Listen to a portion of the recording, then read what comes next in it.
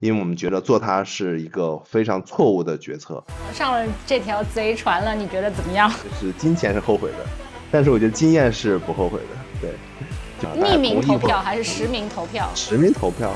有关于公司生死存亡的一个决策。有个就是007什么的。其实它还是解决不了用户的一个很大一个难点。The AI glasses race is getting intense. According to IDC, global shipments of smart and AI-enabled eyewear are projected to reach 14.5 million units in 2025, up more than 40% from last year. And much of that boom is coming from China, where the entire supply chain sits, from lenses to chips. It's also where competition is fiercest, with more than 100 Chinese brands racing to define what the next generation of AI glasses should be. Amid this frenzy, Beijing-based Super Hexa is taking a different path, building a great pair of glasses first, before building a great pair of AI glasses. I sat down with its co-founder and CMO Guo Jun. Guo Jun spent nearly a decade at Xiaomi, one of China's most iconic consumer tech brands. That experience shaped how he thinks about users, design, and speed, and why he left the comfort of a big enterprise to build something of his own. Here's our conversation on Asia Tech Lens. 那你先给我们简单的介绍一下，就是蜂巢是一家怎么样的公司好吗？刚才我也说了，就是现在在 AI 眼镜这一块真的是风起云涌，就是特别的火。对，好，简单介绍我们公司吧。蜂巢科技呢，它是一家 AI 硬件的创新的公司。就是我们过去的5年的时间，其实或多或少做了非常多的 AI 硬件的产品，当然以 AI 眼镜为主啊，有 AI 眼镜为主。我们应该是尝试了蛮多的版本啊，有给小米去做很多的一些眼镜，然后以及我们自有品牌的界环的眼镜。你们之前给小米做，也给我们谈一下界环跟小米之间的合作是什么样一个关系好吗 ？OK， 先说蜂巢，蜂巢科技呢是小米的生态链企业，就是蜂巢科技创立之后，那小米呢是我们的天使投资人，那生态链企业呢是自己可以做很多的产品，然后可以拿到小米去立项。如果通过之后，就可以去贴米家的标或者是小米的标，然后我们成为他们的一个就是制造商可以这么理解为制造商。然后我们双方共同去打磨产品，符合小米的要求，符合小米的设计，符合小米的一些价格定价等等。所以这样的话，一系列都是由小米来主导，我们来去全权配合。这个呢，其实是作为一个整个小米生态链的一条线路。我们可以想很多个创新的产品，但它必须遵循小米的一个内部立项这样的一个流程和环节。如果立项失败，那就不会有；如果立项成功，继续推进就 OK 了。所以这个呢，是我们成为小米生态链的企业之后的一个比较有利的一个地方吧，就是可以创新很多产品，然后给小米去提报，然后去审核，整个过了之后，我们会有一条这样的小米的一条产品线。然后那自有品牌呢，就是就是这样的话，就是蜂巢科技是一个小米的生态企业，界环呢是有别于小米的产品之外，我们独立的一个品牌，所以叫做界环蜂巢是公司名称，界环呢是蜂巢的旗下的自有品牌。小米的那些产品，给小米做的产品是蜂巢是制造商，但是品牌和产品都是属于小米可以是这样的一层关系。对，那小米会去干涉你自己品牌的一些创作吗？产品？不会，但是我们必须去避讳一些点就是我们自己的自有品牌的产品一定要跟小米现在在售的产品是有些区隔。你不能是左手打右手，不一样，对，肯定有些不一样。比如说小米它是那个 AI 是只能用自己的小爱的那模型，界环呢就比较奔放，可以用很多国内的一些大模型或者是国外的 ChatGPT 等的模型。那这块呢是有些 AI 的一些软件区隔。那在硬件上颜色上也都需要有些区隔点，包括它的整体的一些打法多样式。因为小米它的整个小米的所有的产品的 SKU 比较多，所以说在小米这类型产品，它的 SKU 就受限制，可能就3款4款撑死了。那我们界环呢就有非常多样性的可能升到20款都可以有，所以这些是有一些区隔点的。所以未来我们做硬件呢，如果跟小米有一些类似的，一定要打开一个差异点相辅相成，是共赢的，对。所以就是你们最终的愿景不仅仅是在 AI 眼镜上面，还可能会衍生到其他的 AI 穿戴方面，是吗？是的，没错，我们其实愿景还是做 AI 可穿戴的或者 AI 纯硬件的一个智能硬件的产品。对，这样的话我觉得会更贴近于消费者，因为眼镜它是一个简单的一块的载体，但是我们也是希望有更多的一些可能性就是随着 AI 的爆发，我们也发现了 AI 现在的技术越来越成熟，那这样的话 AI 的这些技术可以落到一些硬件的载体上，或者是智能硬件的载体上，让现在大众的一些智能硬件可以 AI 化，它可以会形成更好的科技产品。那可能可能的一些应用方面给我们透露吗？我们现在知道你们只是一个做眼镜产品的，那以后还可能会有一个什么样的东西呢？其实它蛮多的因为我们可能会从自己的眼镜本体的一些功能，比如说我先说一个小的功能，眼镜可以去录音这个功能呢它可能比较天然，这个功能就感觉有点像在海外比较火的 Cloud。在手机上面有一个录音的一个小的智能硬件，然后它会有录音，有 AI 小节。那它的前提是你必须在你的手机的后壳上去贴上那个东西。好的。那 AI 眼镜其实对很多观众来说，大家比较熟悉的就是 Meta 跟 Ray-Ban 合作的这个眼镜，对吧？但其实如果你细分的话，还是有很多不同的产品，有AI 音频眼镜，有 AI 音频加上可以摄像或者第一人视角的这样一个产品，还有一种就是 AI 音频加上摄像再加上 AR、VR，对吧？所以这个可能就是这些都是不同的赛道，还是你觉得这个只不过是一个从简单到复杂的过程呢？它现在是这样的，就先跟大家科普一下现在的 AI 眼镜，大家认知。刚刚 Mirror 其实说的比较全面它就现在可能分为三大，我理解是三大类什么 VR 什么 MR 我就不多说了，那些其实就是在虚拟世界里面，然后我们跟现实世界相结合了，其实就是分三大，第一是纯音频类的就纯音频类的，然后第二就是音频加 camera 这是第二类的，然后第三类就是音频加 camera 再加上屏幕显示这是第三类的。那它这三种的方式呢，其实它有很多的区别，它其实是一个大的品类，都是一个品类，但是呢它会细分到一些科技含量，有些当然很多中级的用户都希望，我又希望它能拍摄，我又希望屏幕能够有显示，还希望它有很好的音质，很好的续航，但其实现阶段其实蛮难的。其实我们做的是一个减法的动作。其实在早期我们蜂巢科技的第一款产品给小米去做的叫米家眼镜相机，当时眼镜上就有摄像头，也有屏幕显示，索尼的屏幕显示，但是当时其实我们也是产品发布之后，其实卖的还不错也是上万台的一个水准，然后但是感觉离用户有点远，为什么远呢？就是觉得用户无法全天去佩戴它因为它比较重，当时我们做的是肯定比现在还要再重一点，可能大概快近100克左右然后用户呢无法全天佩戴，它只是可能是一个数码的一个库装备吧。但现在呢其实不管是刚刚你说的 Meta 也好，或者是在中国也有很多的一些公司有这样的一个产品，其实它还是解决不了用户的一个很大一个难点，就是无法全天佩戴，就从早到晚都会戴它，我觉得目前绝无可能如果有的话，它可能也是它续航也有限制，可能就只有2-3个小时续航时间，所以说它的痛点我觉得它几个痛点吧，第一个呢是外观的一个痛点，它可能就比较单一，第二呢是重量的一个痛点，它可能比较重，可能无法全天佩戴这种轻盈佩戴，第三个痛点呢就它的续航，因为你戴完它之后，它可能只有要使用的话2-3个小时没有电了，没电之后你还摘起来去充电，所以说你无法当成你的眼镜去全天戴。第四点就是场景化，很多人说什么不管是拍照或者是记录或者是什么支付，但那些场景其实完全不具备可替代性，手机其实可以替代它其实现在大家可能只是一个炫技的一个科技的功能，但是论到用户的本身来看，其实它是有一点点的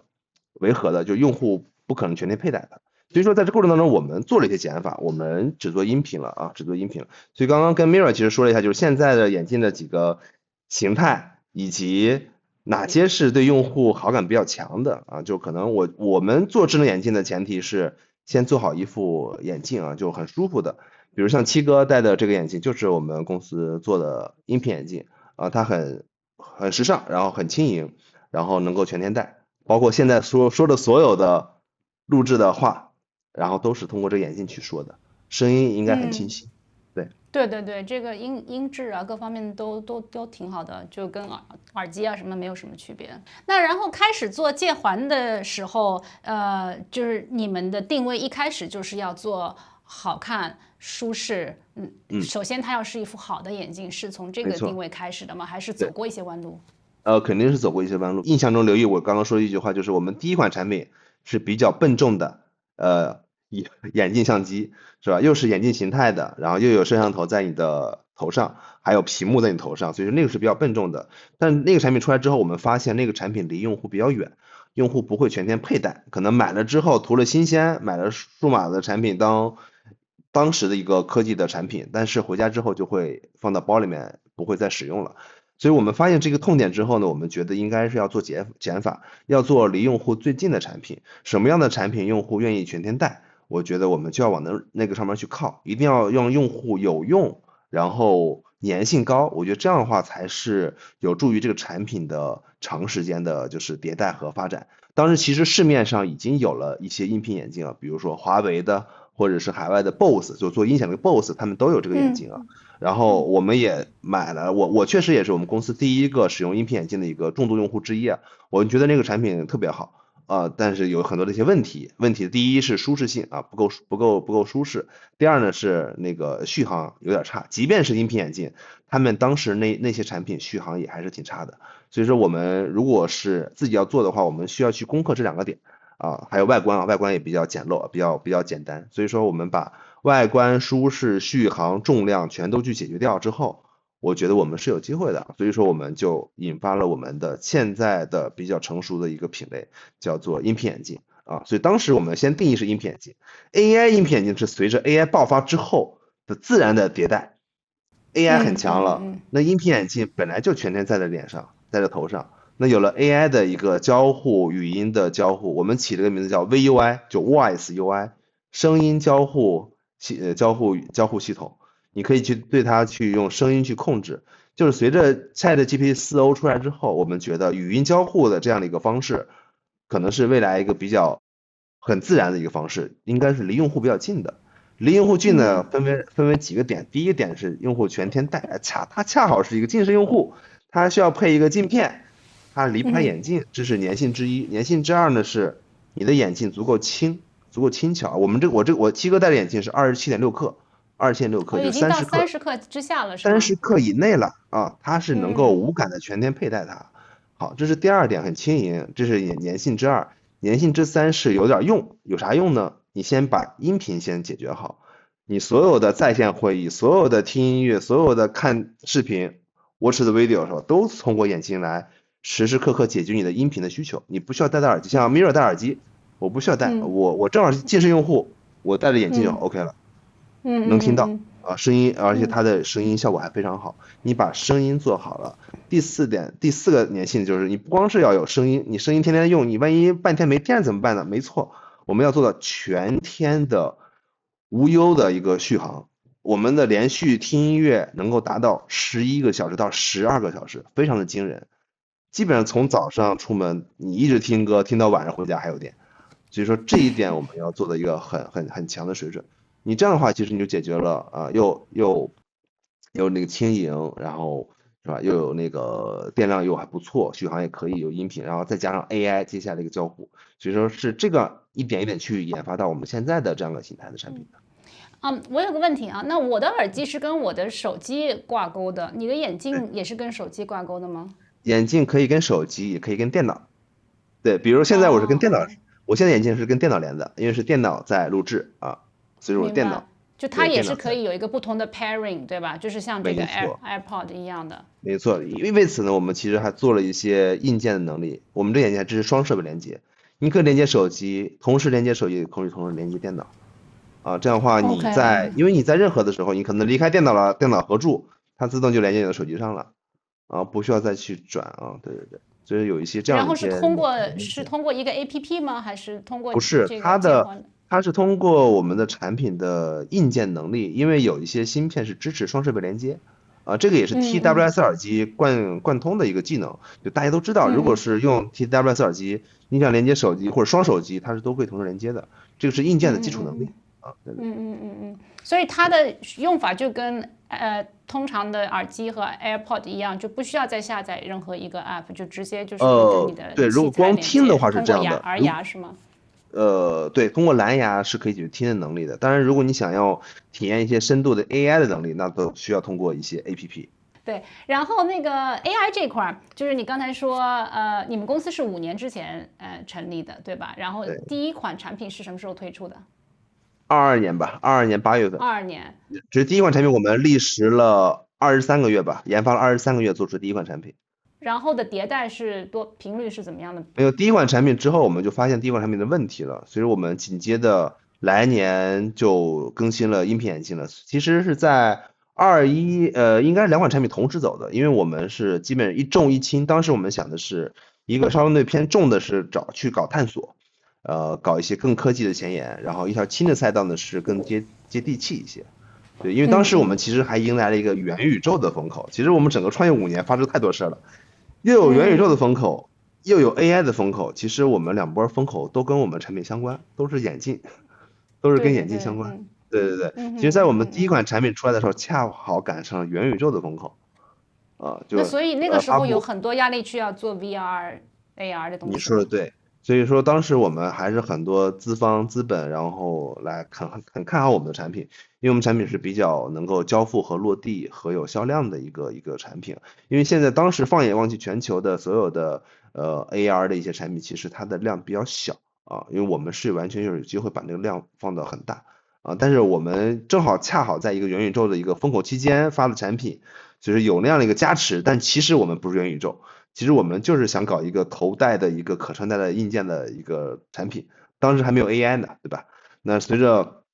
紧接着应该是24年的时候 AI 来临的时候，其实我们又结合了我们的 AI 的能力，它就双结合的一种形式。所以说第一款产品发布完之后，它的紧接着同时我们已经在做轻量级的音频眼镜了就是来年4月份就发布了，其实很快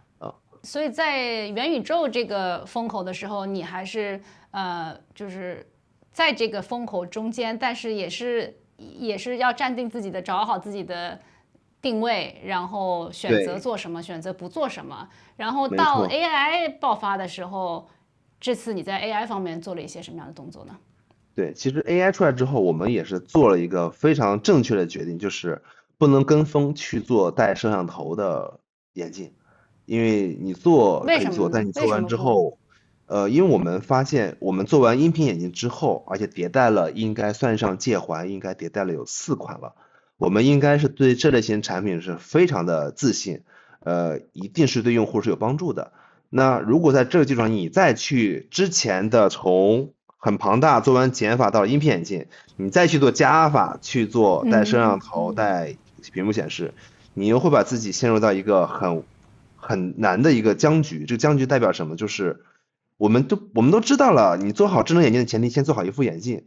你加了摄像头，加了屏幕显示，你的眼镜重量就上来了，外观丑也很丑，你的 ID 设计会受限制。所以说，用户肯定不会全天佩戴。用户不全天佩戴，你的粘性就上不来，而且你要花很大的研发成本去开发它。你发完它之后，现在整个智能眼镜的销量其实不乐观全球其实都是虽然有量，但是大家都在亏钱。那一个创业公司来说，做这样的产品其实风险是巨高的。如果我们是大厂，那这个决策可能会比较好做一些，比如像小米、像 OPPO、vivo 是吧？华为他们做这个决策是比较好做的，因为他们有大厂。大厂它做一个创新类产品，它的代价不是那么大，但对于一个创新的一个创业公司，那我们做一个这样的一个决策，你如果没有销量的支撑的话，那这个决策是很难做的，因为你做一个这样的一个决策，它的投入还是大几千万甚至上亿元的一个支出啊，然后这个决策就比较难做一些，所以我们觉得做出量的音频眼镜可能会效果会更好一些。就是你跟大家现在在说的时候，他们觉得你还不够智能，但是其实你知道要达到那个阶段，其实现在我们还研发各方面还没有到，对吧？除非你可以做到这个30克以下，那你觉得这个可以？你觉得我们离做到坦白说，那个30克以没错。下还有多远？我觉得核心取决于就是元器件的一个问题，就是它有几点，第一是衍射光波导的一个技术成熟，未来我觉得它一定是未来，但是现在目前放眼望去，整个全球供应链没有这样的一个能力，能够把它做到非常非常的轻小便捷，不影响外观本体，这是第一点啊，这个不是我们的能力不行，我们能力我们要做带摄像头的分分钟的事儿，只是做出来之后还是有点不美观啊，或者是不理想，因为我们知道那个不是我们想要的，我们知道我们想要的是什么，我们知道我们就想要的是未来就是我想戴着眼镜很普通很轻，20多克，还有可能不一定是摄像头，可能是有摄像头模组在里面的一个感官元器件就够了，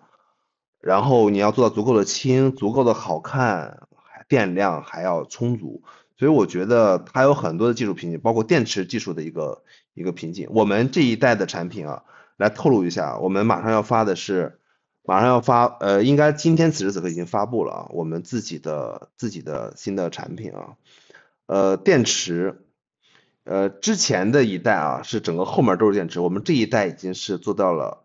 一点点的一个钢壳电池就能够承担全天的续航。其实就是像坦白说，1厘米左右的吗？1厘米左右的这种没错，差不多纽1厘米扣电池，差左右的不多是吗？一个建制，对对对，就能够承担你全天的一个续航啊，这音频。对，未来如果真的是有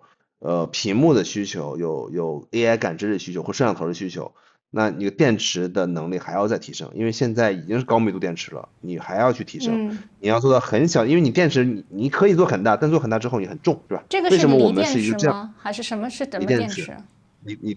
电池，对，就是喇叭是在这边，然后电池在后面，对吧？然后我们是吧？我们这是跟蔡司那个做的一个款式啊，所以说如果说未来能够达到这样的一个水准，都符合有大家的一个智能的需求，我觉得是未来。但现阶段其实元器件都不成熟。您刚才说到这个 AI 眼镜的供应链，我在做research 调研的时候，他们说这整个 AI 眼镜的供应链都在中国，是这样吗？我们所有东西都在国内都可以搞定，是吗？是的，对。那其实像国外的这些 AI 眼镜，它也是需要plug into 到我们中国的这个供应链上吗？还是他们也有它有一些是，其实你像那个这么说吧，那个 Vision Pro，我们界环的产品是在立讯啊，就国内有一家制造工厂叫做立讯精密，对，然后那个工厂的旁边30多米吧，一个小工厂房，那里面在生产 Vision Pro 之前啊，所以说它也是给 iPhone、给华为、给 Vision Pro 去做代工的一个工厂，所以说我们还是有很显眼的一个供应链的优势的，在中国。对对对。那我们谈谈这个蜂巢在出海的这个浪潮中有一些什么样的想法和动作，好不好？界环这一整年的时间内啊，因为界环的品牌是在国内中国先发布的，在这一年的时间内，我们看到了一些问题啊，这个问题我们因为我们会不断的去复盘啊，内部复盘，就是自有品牌应该怎么去打，因为在中国其实是一个非常卷的一个国家啊，不管做任何事情都比较卷，价格卷、流量卷啊，所有的费用都很卷。那其实我们在这过程当中，我们就看到了就如何去做海外，在中国我们已经做到了在这个品类、这个品牌已经是中国 No.1 了，但是我们也看到了一些问题，问题是在于还没有到达一个我们想要的那样的一个量级吧。即便是在中国，我们每年是100%的增长，但其实我们还需要再等。如果按照每年100%增长，那可能再过2年就 OK 了，因为对吧？我们去年是15万副，今年应该能够到30万副啊。然后如果再来100%增长，再来2次，可能能够达到我们的预期，因为我们希望未来每年能有100万副的一个销量啊，这是我我们的期待值。那所以说在这个过程当中，我们就要找一些增量。现在我们就看到海外的一些机会，所以说认识 Mirror 也是在新加坡的一个财经论坛的一个会上，然后去认识的。然后其实我们也是看看这些产品在海外有没有一些机会点。坦白说，纯音频的眼镜在海外，我们之前在网上，尤其是在 Kickstarter、在 Indiegogo 这样的众筹论坛平台上，或者在海外的亚马逊上，我们搜过类似产品，其实是有，但坦白说，他们做的确实也比较差，也比较便宜，也比较差。可能大家认知也不在那个 level 上。你说论产品的产品力和产品的质量和能力，肯定是可以的，但我觉得也是需要一些全球上的一些教育。所以我们也会针对去选一些国家去做一些尝试，尝试也比较简单，我们可能会去找一些合作伙伴，让合作伙伴呢去触及到他们的消费者，这样的话可能是用比较快速有效的方式，然后去看这个产品在这个国家当地有没有一些效益。所以说我们海外呢现在做的动作呢是先卖出去，然后再看看第一步去哪些国家，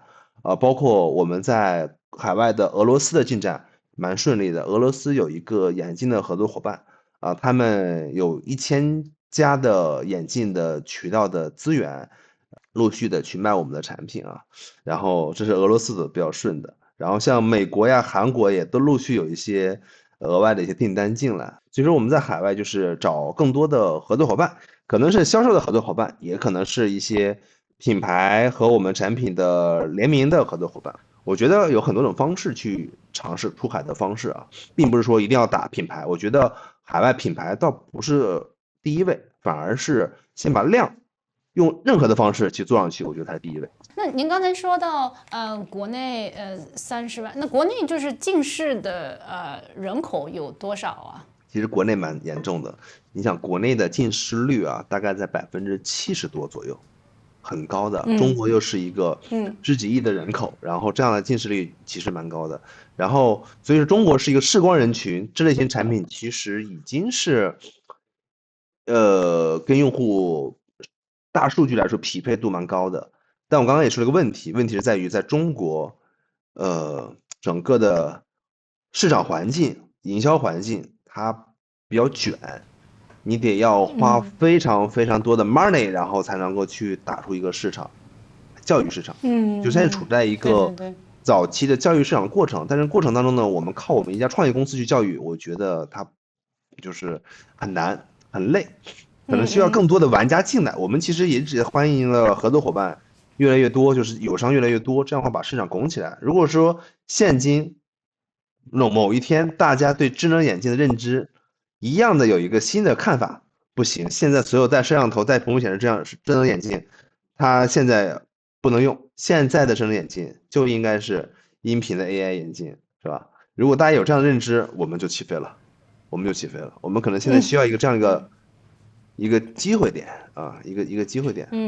那是不是和小米这样，小米进入智能眼镜对整个就是大家对智能眼镜的这种接受度起到了非常决定性的作用？小米那个带摄像头眼镜发布之后，确实给行业带来了挺大的影响吧，应该助力了一把。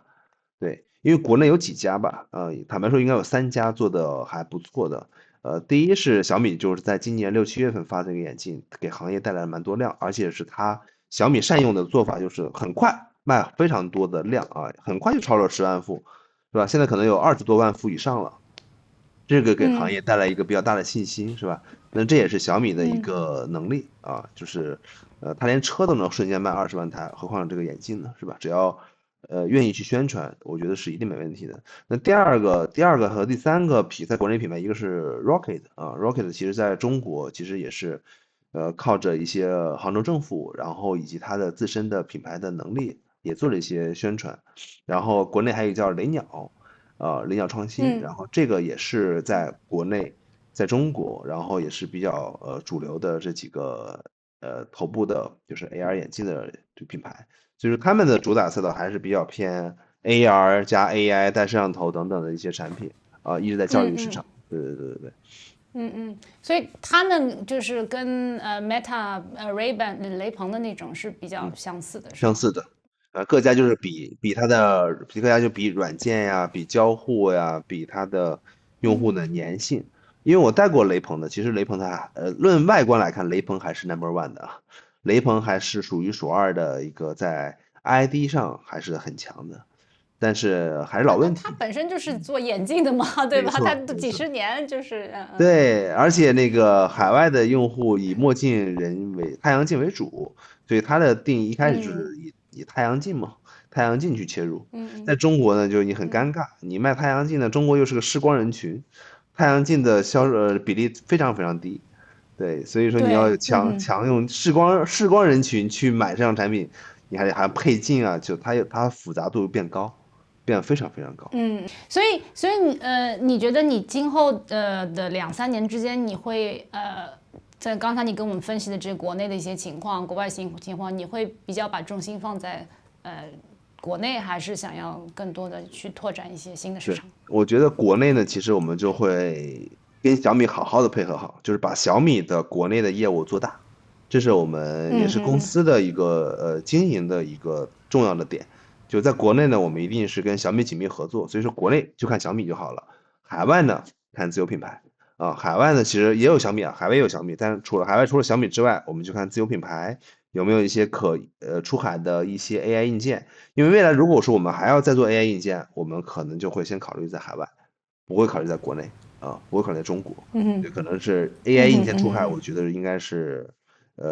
第一站应该是去海外。比如说众筹，众筹是吧？过个100万、200万美元，我们再看要怎么去深度去做。如果是众筹真的是失败，那这样的话，我们团队的影响也会比较小一些。对，这样你的重心的投入不会那么的前置啊，你会在有了一定的销量之后，因为海外我觉得 Kickstarter 和 Indiegogo 是一个特别好众筹平台，而且海外的众筹用户也能够接受你的创新的产品的交付时间是4到6个月交付。这样的话有足够的时间可以去组建团队去做研发和就是说生产，我觉得这个是一个对于我们国内创业公司来说是一个非常好的机会。我现在听下来觉得，就是创业公司你们每天就是要做很多决策，对吧？就是干这个不干这个，选择 A 选择 B，你们团队是怎么样去做这个决定的？是你们的 senior management 就是co-founder 这个 level 有多少人？你们怎么样做这些大的战略性的决策？对，因为我们在公司创办的时候，就其实组织架构是蛮健全的，因为我们有软件全自研、硬件全自研，包括那个 AI 也都全自研，包括那个销售和市场等等一系列供应链。其实我们会有一个自己的那个内部的一个管理层的一个团队，然后会去做一些战略性的决策。我们基本这种大的战略呢，我们基本上公司1-2年会有一次特别大的一个调整，因为它有些信息比较快，然后我们可能也不能看3年望5年等等，其实我们基本上还是会 one by one 的去看接下来的1-2年的一个趋势，然后做大的一个决策。比如说像我们做完第一代的眼镜相机之后，其实当时我们已经正在研发眼镜相机的2代了，但是呢，我们还是在某一个节点拉通了一个内部的一个会议，把它去取消掉了，因为我们觉得做它是一个非常错误的决策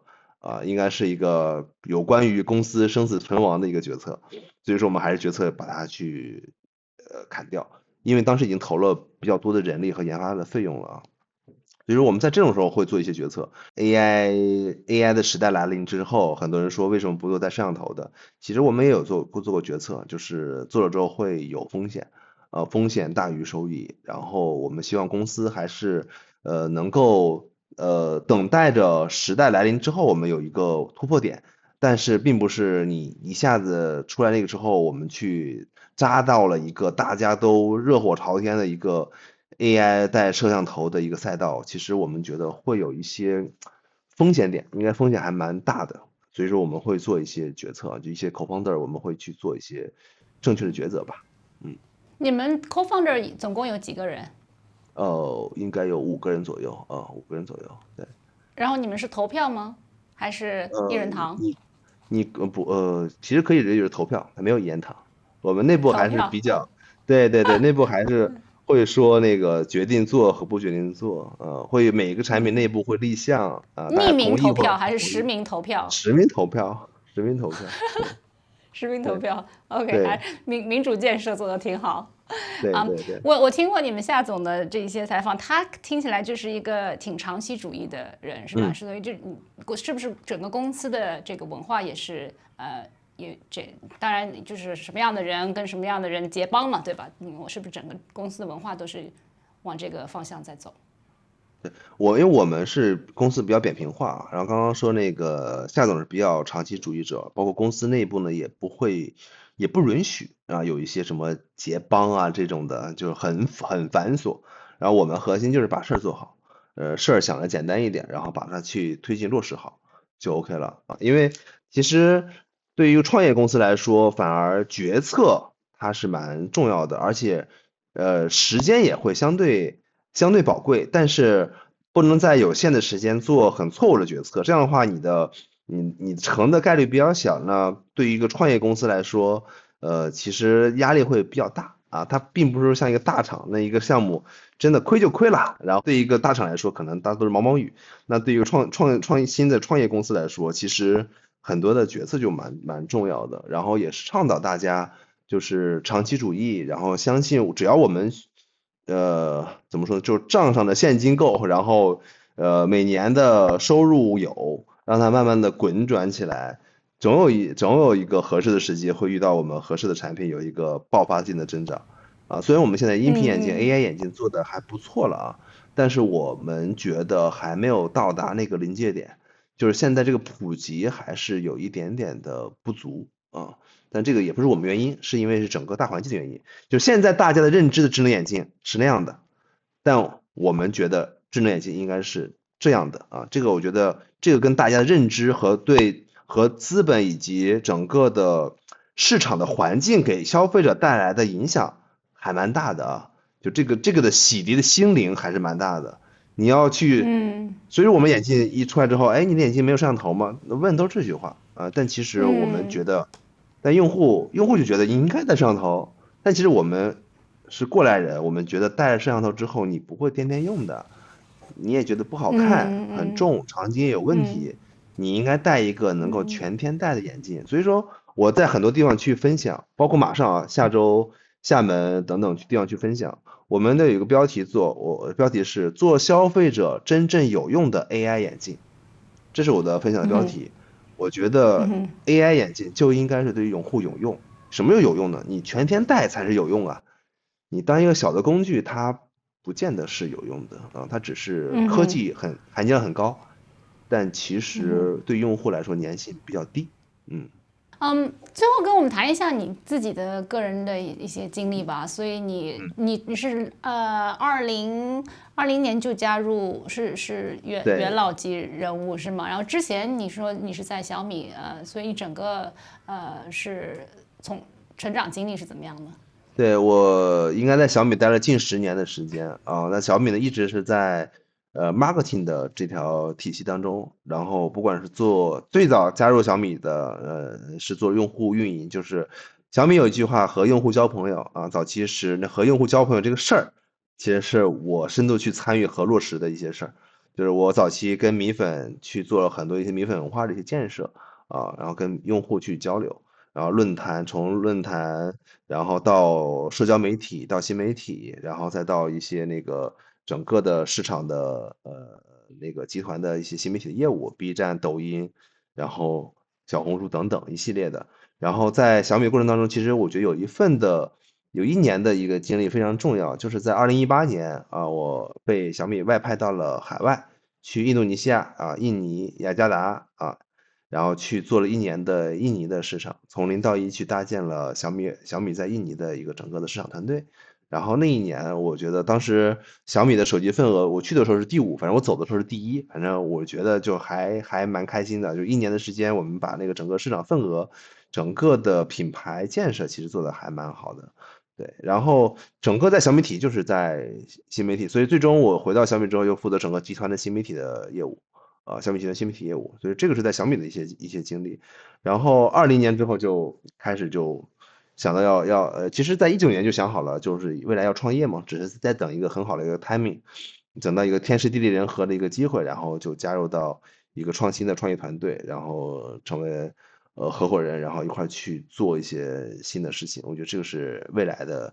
有意义的事情啊。人生可能会分几个阶你段吧。是什么时候想的，就是以后要创业？是什么事情让你觉一得以后一定要九创业？年初吧，从印尼回来之后，对，因为应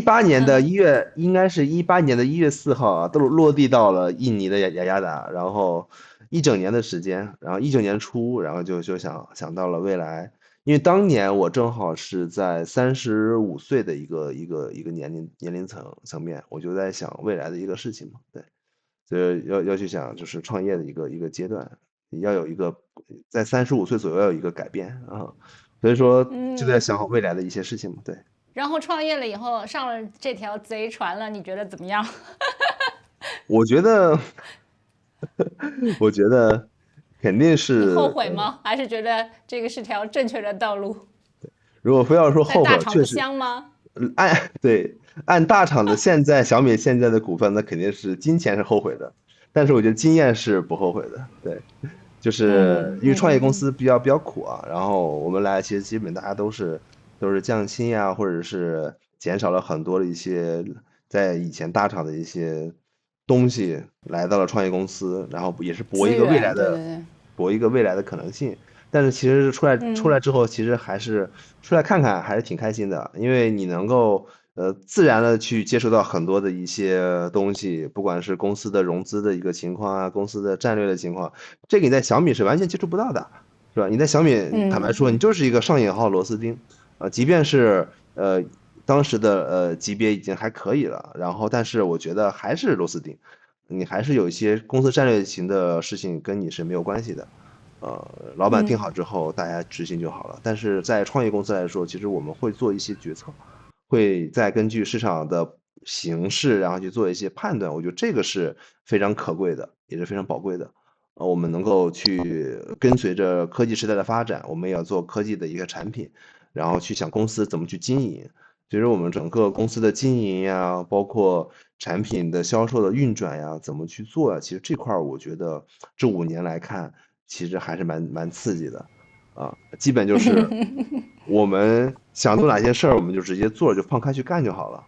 那有没有特别难的时候，就是资金断裂啊，或者账上觉得哎呀，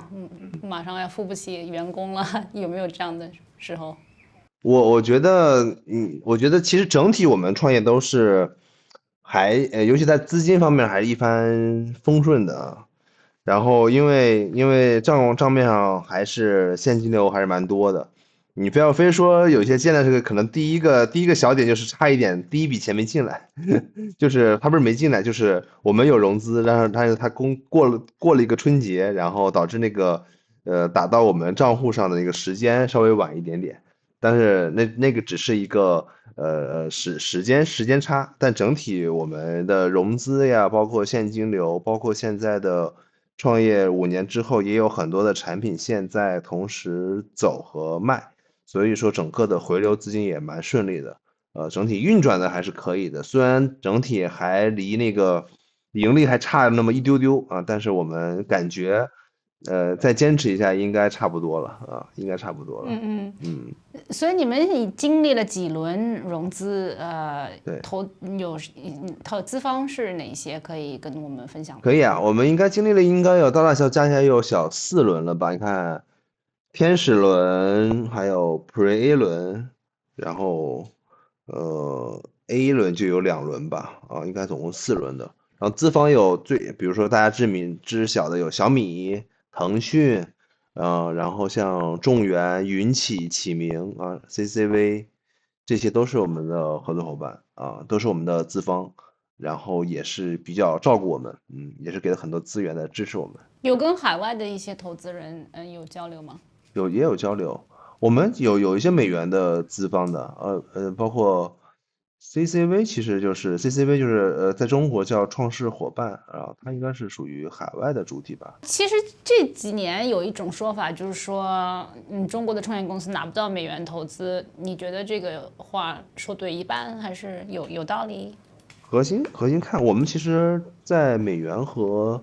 人民币投资我们都接受，因为我们公司在创业的时候，我们就把整个架构都已经弄好了，包括我们在香港有一个子公司，是吧？所以说有很多境外的钱也是可以进到我们香港的那个子公司上啊，所以说我倒不觉得你拿不到海外的钱，只是看你想不看，只是看你的公司有没有被海外公司看上，是吧？我觉得这个是核心。那 Luke，你主要是负责做 marketing 品牌BD 这一块吗？还是你们怎么分工？对，整个我这边的业务范畴就是市场和销售啊，国内和国际的市场和销售，以及那个品牌这块来做啊。对，但是我们现在其实我刚刚也说到了，就是现阶段呢，可能要先以量为目标优先级吧。你先把量做上去之后，然后再慢慢去赋能品牌。对，因为现在品牌直接去做的话，国内反正是蛮艰难的，海外可能可以尝试一下，也不一定，没准海外做品牌还蛮顺利的。所以我们国内外都同时走。那你们团队里面是不是有很多小米人，前小米人？对，早期会有一些小米一块出来的早期认识兄弟，因为我们早期其实还是讲究原则，大家比较熟悉，是吧？大概的知根知底，然后这样的话沟通起来没有问题，然后也都不会说是有任何的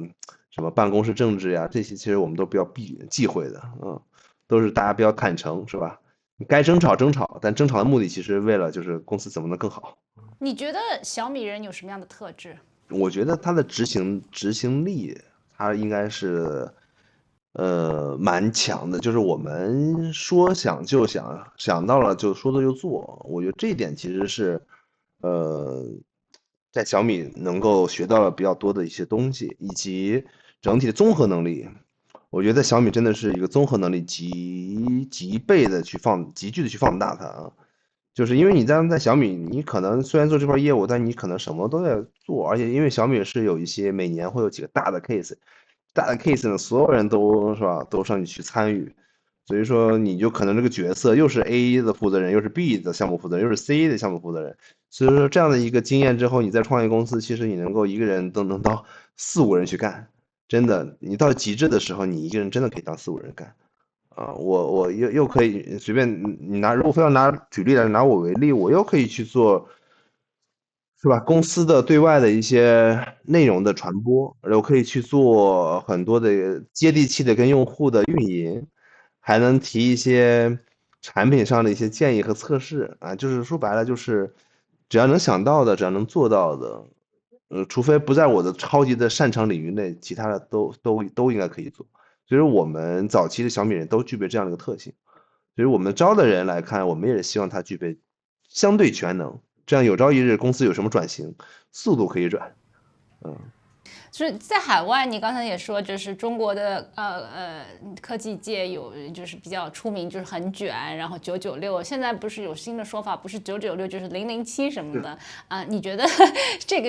个是现在还是这样吗？还是说这个有点夸张了？还我觉得对于创业公司来说，就是可能不是名义上的996，可能是正儿八经的一个007，就是说什么呢？就是以项目优先。我们内部就是说，有项目，哪怕有项目呢，那该加班就加班，甚至是你不在公司，你的手机都是24小时在线的。你不可能说有项目的时候有个特别急的事儿，你给他发个消息他不回你，他在工作日时候他回你，哇塞，这就是要命啊！这东西我们有的时候周末有什么事儿，临时拉个会，这都是日常行为，是吧？然后这个大家也没有任何的抱怨，因为我们的核心出发点就是这个事儿是一个对的事儿，我们就根据这个事儿然后去做就好，并不是要卷大家，我们也不想卷大家。包括我对我的团队说，就是有事儿了就跟进做，没事儿了早点下班。我们一直秉承这个，就是我们可能有一个公司作息。但在公司作息之外呢，其实大家都比较灵活一些，因为有的时候大家也很累，尤其出差的时候其实挺累的，你基本上是从早到晚，然后尤其像展会这种站一天说一天的，身心疲惫，是吧？然后有的时候适当给大家放松，不会逼得大家那么紧。对，所以即便创业公司我们该有紧的时候，但是紧的前提是我们的为的是这个项目，并不是没意义的去卷啊，这个是我们的一个。那你在国外，像印尼啊、马来西亚这种国家，你让人家周末给你开会，人家不乐意吧？那不行，你下午5点多就放假了，不是下班了，然后留在公司都是中国本地的员工，就是中华人，就是对中国外派过去的，对，外派过去的外派过去反而要加班到9点多左右，是吧？本地人5点多下班。那这个对公司管理层来怎么办呢？就没办法，就也只能这个拯救不了，对吧？对，因为他们有自己的信仰啊，时不时的还要拜一下，是吧？那现在其实年轻人就厂啊，不管大厂还是创业公司都在抢人才嘛，对吧？未来是一个人才是非常稀少，你怎么留住你团队当中好的人？你这个问的点子，特别是很对的一个点子。其实我们要是留住人才，其实是我们要给大家说，只要做出性感的产品，只要这个产品有一些用户的反馈，比如说我周末的时候，其实因为我在我们的用户群里面啊，然后我在所有用户群里都在，周末跟一个用户我在用户群里面聊天，他就说我们这次的借还的软件升级，感受到了我们的诚意，其实感受用户就言外之意就是用户觉得挺好的，他说应该给工程师加鸡腿，是吧？然后我瞬间就把截图，然后就发给了我们工程师，是吧？他们那心里面肯定很暖，他是需要被认可的，他的认可来源于用户，是吧？因为他可能很难接受第一线去接受用户的一个感受，但是我们接受到用户之后，用户给了一个反馈，因为我在小米做粉丝运营，所以说我们在创业公司的时候，我们也有个类似于产品的用户的小组织，这个组织呢可能有几十个 group，然后我们就会用户拿到我们产品就会有一些反馈，我们就会给他一些交流，这种交流感，用户就觉得跟你的公司就是很近距离的嘛。对你的品牌感是个好感，有人情味是吧？人情味，对你并不是高冷的一个品牌，高冷的一个产品，你的产品也有人情味，用户有反馈，我们收到了去改变，用户就觉得哇，我的建议被接纳了，用户也很自豪，是吧？那工程师被用户夸了之后，工程师也会自豪，所以说我们会用一种就是你的产品真的是对用户有帮助，你正在改变很多用户人的是吧行为习惯。你未来如果真的这个产品爆发之后，大家的其实是对整个社会会有很多一些价值。其实我经常会说几个词，就是利他了，就利他精神吧。就是哪怕我们做产品也一样，我也是希望我们做的产品能够是具备利他精神。什么叫利他精神？就帮助到很多人。不管是我们在线会谈的这样的一个情况，我正好是个近视用户，我不想戴耳机。笔记本放的声音我不喜欢听，那其实这个产品是对用户有帮助的啊，利他也等于有帮助，然后也在某些场面上能够有一些特殊的场景能够帮助到更多的人群吧。就比如说有一些我们的用户有一个叫有听障用户吧，他需要耳塞里面塞一个助听器，他塞助听器之后他就不能戴耳机，为什么呢？因为他只有一个耳孔，他只能塞助听器。这样的话，他塞助听器之后只能听见外界的声音，听不到音乐。他要听音乐，必须戴一个耳罩，是吧？耳机是戴不了的，因为它只有一个耳孔。所以说，音频眼镜，他又是个近视用户，音频眼镜给他带来特别棒。我的天哪！戴了我们的产品之后，瞬间能够时时刻刻听到音乐了，听到什么音频了，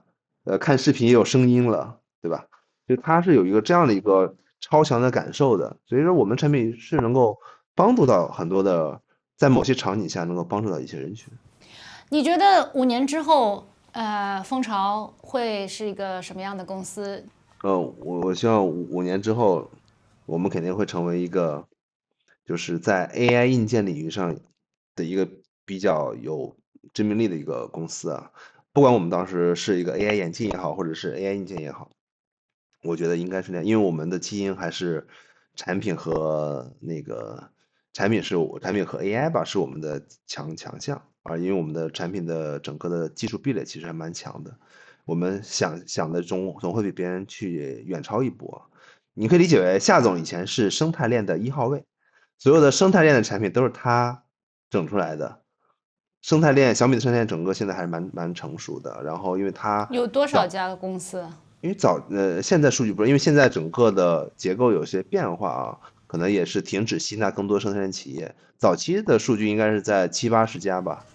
，100家上下。对，然后不管是扫地机器人或者是等等啊，很多那样一些产品就是我们都孵化出来的，所以说我们对我们公司的产品的创新是吧，毋庸置疑肯定是很强的，这是第一点。然后如果5年之后我们这个是很强，那我肯定也会在公司呀，可能公司就上市了，是吧？没准退居幕后，帮助大家去再好好的扎根一下，怎么去传播品牌，是吧？我也希望公司国际化一些，然后下次咱们对谈我就是用 English speaking 会更欢迎你们5年之后再来我们这里 Asia Tech Lens 做客。OK，对，最后就是你今天其实有一个新的产品，跟我们说一下这个新产品的一些新功能和。那这个产品我先给大家看一个盒子啊，可能视频里面 Super Hexa Eyewear，看见。然后就会有一个很精致的很精致，上是一个眼镜盒，这个眼镜盒对，纯钛的一个质感，纯钛质感，商务人士必备，很轻盈，大家看到很轻盈，镜头也都很细，就是基本上放在这儿之后，它就是一个正常的一副眼镜。一副眼镜，然后它这个是在30克之内了吗？27.6克，这个是27.6克。对，然后我为什么说它的是很舒适？因为大家可以看我视频里面，看到没有？这个铰链，它能够适应很多人的头型如果不违反广告法，应该是全球最轻的一个特别好的智能眼镜然后它的核心的一个场景就是我推荐2个，一个是 AI 翻译，一个是 AI 录音加小节。就是能够录音，然后同时给你去小节出来，连续录音能够录2小时，连续录音能录2小时，我觉得时间是蛮够的，足够了，对。然后看录音之后，我给大家看一下，就是它可以去小节，比如这是我上周吧参加一个新加坡这个会议记录，关键的当时这个内容是一个英文的人 speaker 去说的英文，我们通过了用中文的方式转译出来，当然我也可以用英文转译都可以。对，只要是我们服务器做好就行。所以说这个是一个，所以它可以中翻英，英翻中，对，还有什么其他的？没问题，都可以。你想要什么语言，其实都可以，只要我们比如说巴哈萨都没问题，巴哈萨也没问题，对，都是可以的。对，然后这是一个录音加小节，还有包括AI 翻译也会有一些，大家可以看到有些同声传译面对面翻译That was Guo Jing, co-founder and CMO of Super Hexa. If you enjoyed this episode, please like, share, and subscribe to catch more such stories every week. This is Asia Tech Lens. See you next week.